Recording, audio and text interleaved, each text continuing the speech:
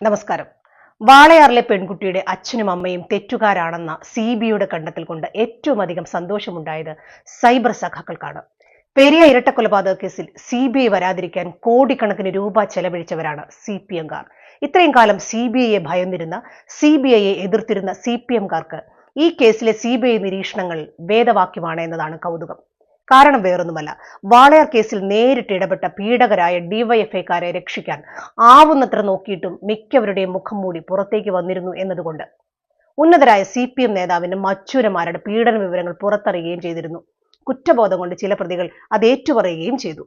ഈ മക്കളുടെ അമ്മ നീതിക്കായി എല്ലാ വാതിലും മുട്ടി, ഒരു വാതിലും തുറന്നില്ല. പോലീസ് ഭരണസ്വാധീനം ഉപയോഗിച്ച് കേസ് തേച്ചു മായ്ച്ചു കളയാൻ ശ്രമിച്ചിട്ടും സിപിഎമ്മിന്റെ പങ്ക് വ്യക്തമായിരുന്നു. ഈ അമ്മ പിണറായിക്കെതിരെ മത്സരിച്ചു എന്നതുകൊണ്ട് സിപിഎം അണികൾക്കുണ്ടായ പക ഇന്നും തീർന്നിട്ടില്ല എന്നാണ് നമ്മൾ മനസ്സിലാക്കേണ്ടത്. സിബിഐയുടെ നിരീക്ഷണത്തിൽ അവർ വേണ്ടത്ര ജാഗ്രത കാട്ടിയില്ല എന്ന പരാമർശമുണ്ട്. അവരെ ഭീഷണിപ്പെടുത്തിയോ പ്രലോഭിപ്പിച്ചോ നടത്തിയ പീഡനമാണ് ഇതെന്ന് തുടക്കം മുതലേ പലരും സംശയിച്ചിരുന്നു. പക്ഷെ അതൊരു സംശയം മാത്രമാണ്, അത് സിബിഐ പറഞ്ഞു എന്ന് മാത്രം. എന്നാൽ സിപിഎമ്മിന് ഇത് ആഘോഷമാണ്. അവർ ആ സ്ത്രീയെ പൊതുമധ്യത്തിൽ ബലാത്കാരം ചെയ്ത് ക്രൂരമായി ആനന്ദം കണ്ടെത്തുന്നു. 2 പെൺമക്കളെ കൊന്നു കെട്ടിത്തൂക്കിയിട്ട് ഇടതുപക്ഷത്തെ സാംസ്കാരിക നായ്ക്കർ ആരും തന്നെ വിലാപകാവ്യം എഴുതിയില്ല.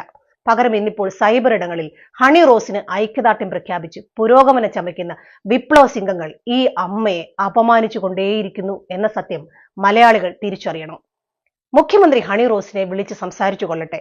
ഭരണകൂടത്തിന്റെ ഇടപെടൽ വേണ്ട, ആയിരക്കണക്കിന് ഇരകളായ സ്ത്രീകളെ മുഖ്യമന്ത്രി വിളിക്കുകയും വേണ്ട. പക്ഷെ ഹണി റോസിന് കിട്ടുന്ന മുഖ്യമന്ത്രിയുടെ പരിഗണനയുടെ ഒരംശമെങ്കിലും ഈ അമ്മയ്ക്കും കിട്ടിയേ മതിയാകൂ. കാരണം ഇവരുടെ 9ഉം 13ഉം വയസ്സായ പെൺകുട്ടികളെ അതിക്രൂരമായി പീഡിപ്പിച്ച് കെട്ടിത്തൂക്കുകയാണ് ചെയ്തത്.